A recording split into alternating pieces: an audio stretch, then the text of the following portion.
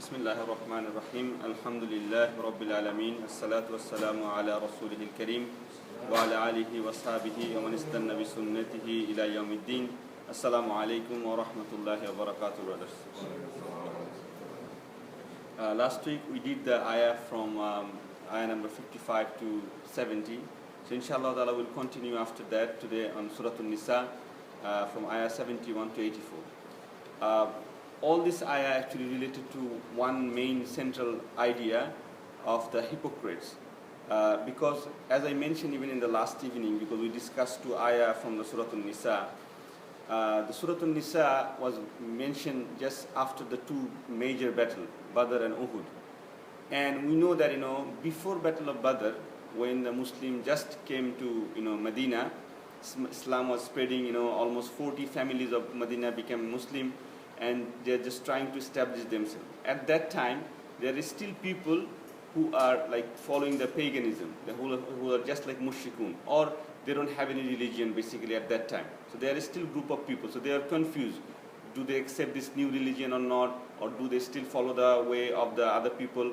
And they are always in contact with the Jewish of the Medina, asking them, because they used to honor the people of the Jewish, because they have study, they have education, they have knowledge. They ask, what is this new guys? The new people are coming and they're talking about Allah and the Jannah and the Jahannam and the hellfire and all these things. Are they true? So they were confused. So this bunch of people were confused just before the Battle of Badr.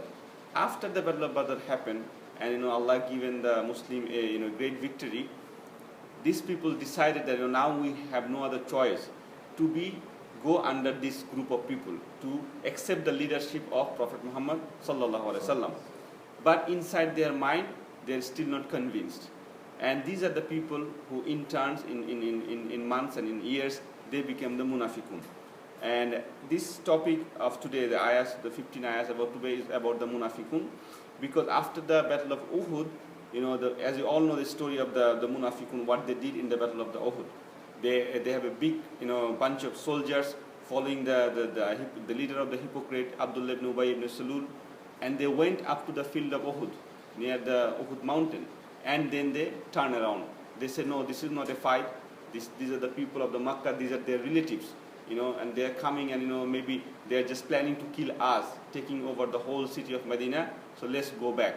And that's what they did. Some of them left, and that was the clear opening picture of the munafiqun. That how they in the front they're saying they're Muslim, but at the back they're showing their true color. So these ayah are talking about the munafiqun, some of the attitude, some of the nature of the munafiqun, and also what is the inside problem of the munafiqun. Allah mentioned few of the ayahs. Inshallah ta'ala we'll go through them. So to start with, the first ayah after the ayah 70, Allah is saying, Ya ayyuhalladhina amanu qudu hidramakum, meaning Allah is telling the people, if you remember the last few ayahs, one of the major ayah we discussed last week, that Allah said, people who don't make Rasulullah sallallahu the judge between themselves, and Allah swear by himself that if you don't do that, you basically don't have any iman. And Allah said that this is why you obey the Rasulullah sallallahu, you obey Allah subhanahu wa ta'ala first, you obey Rasulullah sallallahu, and also the people of the authority, and then go to the fight of Allah subhanahu wa ta'ala. So this ayah of ayah 71, that Allah is telling us that this is a tactic of the war. When you attack, make a group of small people and you go and attack them, and you come back. And you have to understand one thing, this ayah, when you read by yourself or if you hear in tafsir, this is a context when the Muslim society in a state of war. Every time they can have attack.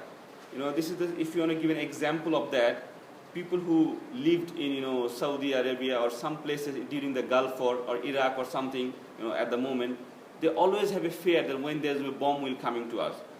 I heard people saying that when in the beginning of the Gulf War, all the citizens of the Riyadh, Dammam, and all the city of the Saudi Arabia, the close by city, the Kuwait, in all these countries, they are given gas mask and other precautions. They have given some notes, what to do if this has happened, because these are the rules to follow. Like we follow in our office, like we have some safety rules. If the fire happens, we have to use this exit and go away. So this is the state of war. And these people, there are only 700-800 people in the whole world. They are Muslim. At any point, they can be attacked by the mushrikun from the Makkah or the nearby tribes, and they can be vanished from the whole world.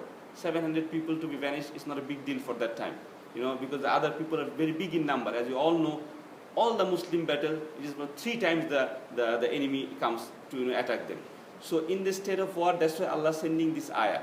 Yes, definitely this ayah has some wisdom for us in our time, or maybe there will be some wisdom inshallah ta'ala in future, when the Islam go in a different way.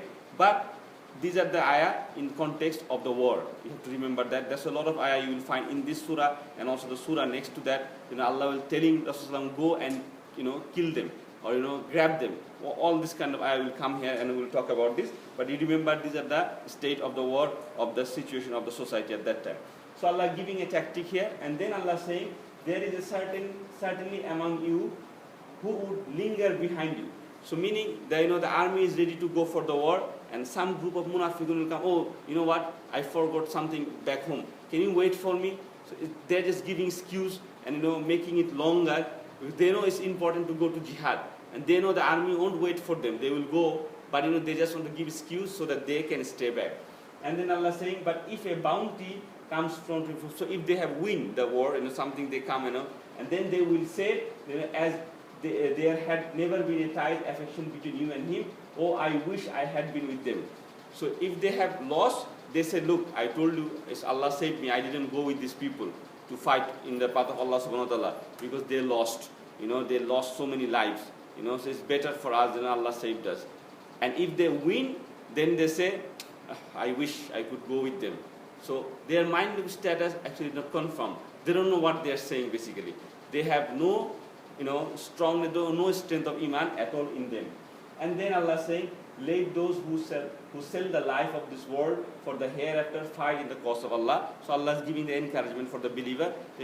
Those are the real believer. They have given this life in the cause of the path of Allah subhanahu wa ta'ala. And whoever fight in the cause of Allah and kill or gets victory, we shall bestow them a great reward. Obviously Allah will give them great reward. And what is wrong with you? Allah is asking them a question that you fight not in the cause of Allah. Why don't you fight not in the cause of Allah and help the poor and the weakness? This ayah is talking about the people in the Makkah, because the Makkah still has some people, and that's why it is so important to understand the Surah of Rasulullah sallallahu alaihi wasallam. And we discuss all this incident more or less in the Surah, in the life of Rasulullah sallallahu alaihi wasallam. That when he was in Medina, there is still some people captured by the mushrikun, by their father or by their relatives in Makkah. They are still been oppressed in Makkah. So Allah is giving them an encouragement from the beginning. Why don't you fight against the land and save the poor or the weak, who've been oppressed there, and get them from here? And then Allah saying, those who believe fight in the cause of Allah, and those who disbelieve fight in the cause of Taghut. And in the last 2 mornings we talked about what is Taghut. Taghut means a rebellious entity, who calls against Allah subhanahu wa ta'ala. So they're saying, and this is basically mean the fighting with the shaitan, and that's why Allah is saying, so fight you against the friends of shaitan. So those are the friends of shaitan, and ever feeble indeed the plot of shaitan. Obviously shaitan's plan is always weak. So at the end of the day, the plan of shaitan will be always destroyed. The next few ayat is also about the munafiqun. But in the 77 ayah, Allah is saying, have you not seen those who are told to hold back their hands? I mentioned this one yesterday evening talk. That this state in Arabic called kufu aydiyahim. That in Makkah they were told to give salah and zakah. And this zakah is also not the zakah like 2.5. This zakah, as tafsir people say in Makkah, what the zakah was means to purify yourself. That's the literal meaning of zakah, to purify your own self. So at the Meccan time, they were told that you hold tight your hand, you are not allowed to fight back. But now that you have given the order to fight, some of them, they are saying to Allah, oh Allah, why did you give us fighting now? We are okay at that time, and we can enjoy a little bit. Give us fighting a little bit later. We just came to Medina, and we just wanna cheer the life a little bit up, and then we're gonna fight. The Allah is saying no.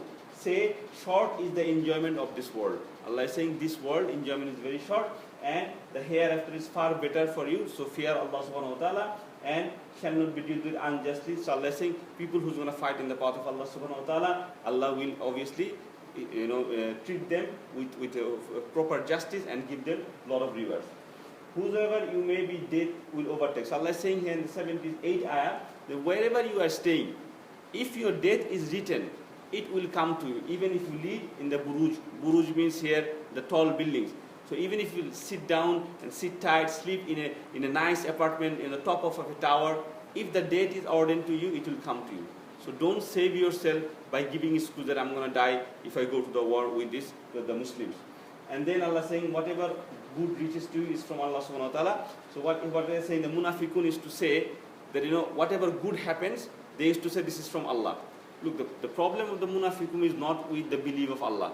All munafiqun used to believe in Allah. No problem in that. They know that Allah is there. They have no doubt in that. Their main problem, their being munafiqun, the reason for them that they become munafiqun, why? They don't want to have the obedience of Rasulullah sallallahu alaihi wasallam. They don't want to believe that he is the Prophet of Allah. What he is saying is the Quran. What he is saying from the Allah subhanahu wa ta'ala. They don't want to follow him. That is the main. And that's why whenever Allah talk about the munafiqun, as you will see here, Allah bring the topic of Rasulullah, the obedience to him. And so they are saying, the munafiqun is to say, anything good happens from Allah. And anything bad happens, they used to blame Rasulullah. Because of your decision, we had loss in the Uhud. Because of your decision with this one. So how dreadful they are. They say, and then Allah is saying, no. Good and bad, everything from Allah subhanahu wa ta'ala. Tell them, it is not you. Good and bad, everything from Allah subhanahu wa ta'ala. And at the 18th number ayah, Allah is saying, he who obeys the messenger, it says, faqad watiullah, watiur rasula, faqad fazallah. Meaning, whoever follow the messenger of Allah subhanahu wa ta'ala, indeed he is following the Allah subhanahu wa ta'ala. This is one of the ayat, very clear ayat, that if you follow Rasulullah, meaning you are following Allah subhanahu wa ta'ala. Also we had a similar ayah in Surah Al-Imran, we went through that, Allah told that, if you want to love Allah subhanahu wa ta'ala, tell them that you love Rasulullah sallallahu alaihi wasallam. And then they say, he who turns away, he who doesn't do that, Allah telling them to Rasulullah sallallahu alaihi wasallam, don't worry about them. You are not a watcher over them. You are just a warner. You tell them. You're not going to be responsible what they're doing. Your job is to tell the message, and whoever will follow you, they are following me. They are following Allah subhanahu wa ta'ala.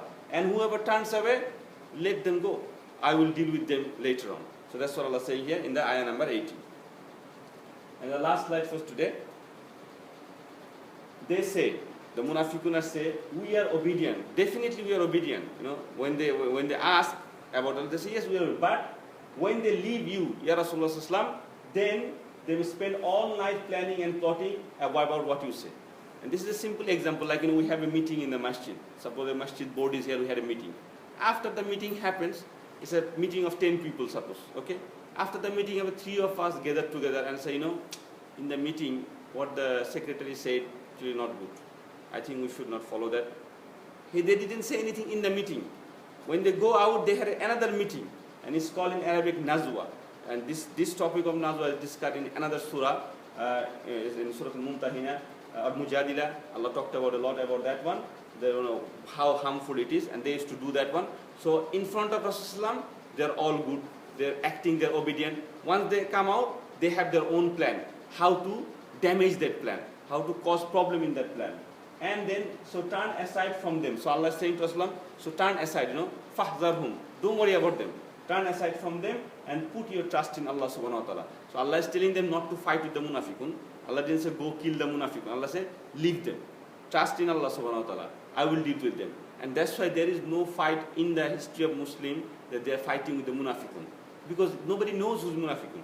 Rasulullah used to know. He had the list of the munafiqun. But after when he passed away, there are a lot of people who became munafiq. Their iman was not that strong. But we don't know. We cannot judge people. That's why Allah is saying, leave them with me, and Allah is sufficient, in disposal of the affairs. Then the ayah number 82 is a famous ayah. That's why I made it bold. Allah is asking a question. Afala yatatabburan Quran. Do they not, reflect on the Quran, what the Quran is saying? Has it been not from, walau kana in the ghairillah? If it is not from Allah subhanahu wa ta'ala, they will find a lot of ikhtilaf, a lot of conflict. And a lot of, the da'i, like, people like Ahmed Didar and Dr. Zakir Naik, they use this ayah, which is in their context. They say because, the kuffar, the disbeliever who try to find something in the Quran, there's no conflict in the Quran. There's no conflict in the Quran, so Allah is saying, don't reflect. But here, the real context of the ayah, as you can see now, it's talking about munafiqun. And what Allah mean here, imagine, because we recite Quran in a different way in the sense like the Quran is already revealed. So if I'm reciting Surah Al-Ikhlas, I'm saying Kul Huwallahu Ahad, it has been revealed, you know this surah, it has been recited a lot of time. But at that time it was different. This ayah, suppose this ayah come yesterday to Rasulullah, and this morning Fajr he is reciting this ayah. The Salah was a meeting for them, because they have never heard this ayah before. And this is talking about people who is standing behind him. Because when he is in the Salah, maybe some people are munafiqun, and they are hearing this ayah. And some of them know that they are talking about themselves. Some of the people, some of the munafiqun, they know that when Allah is saying that, they plan against you. So suppose, the same thing, if I'm the example that I gave, we have a masjid meeting, 10 people and 3 people go in a meeting. If those 3 people here, and if I talk the incident, don't they understand that I'm talking about them? They will understand. If I say, there was an event here, last Friday when we were trying to give the food, few brothers were, making too much noise in the masjid. So if those brothers are here, they will also understand. So the munafiqun also know that, Allah is talking about them. So Allah is saying, don't they understand what I'm saying to them in the Quran? Don't they reflect on the Quran? If it's not from Allah subhanahu wa ta'ala, they will find a lot of conflict. Don't they believe in the message that, Rasulullah giving? Meaning they're saying, what Rasulullah is saying is the true message. They don't follow the true message. They don't believe. They thought Rasulullah was making this ayah. They used to think that he is making this ayah. It is not from Allah subhanahu wa ta'ala. And then he said, when there comes to them some matter of touching, so here Allah is saying another nature of the munafiqun, when they have got a news, they used to leak the news. Instead of going to the right people, they used to spread the news. Some, because it's a state of war again, and as I mentioned before, so some news came, some spy brought some news that they are making some plan to attack the Muslim and everything. Instead of telling that message to the right person, to Rasulullah or people who are in charge, the general, the military general, whoever in charge by Rasulullah, they used to spread the message to everyone.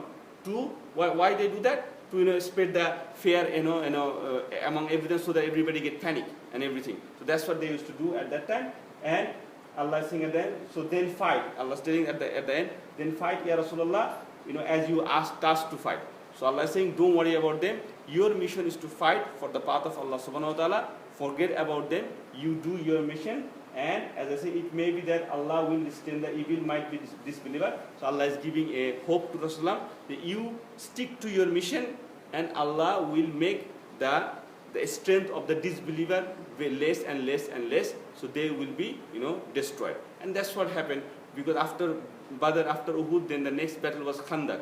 And you know what happened in the Khandaq? A big army, 10,000 people around the Arab, not only the people from Makkah, all other tribes, they attacked the Muslim. And the Muslim had the plan to do the trench, and it was almost a month, and they were thinking that, this time they can't survive, because 10,000 people against them, and they are probably 1,000 and little more than 1,000 at that time. But Allah had His will, and Allah has His miracles, and Allah helped Rasulullah, and they win the battle of the Khandaq also. So inshallah ta'ala, we'll finish the lecture here today. Jazakallahu khair. Subhanaka Allahumma bihamdik. Ashhadu an la ilaha illa anta astaghfiruka wa atubu ilaik.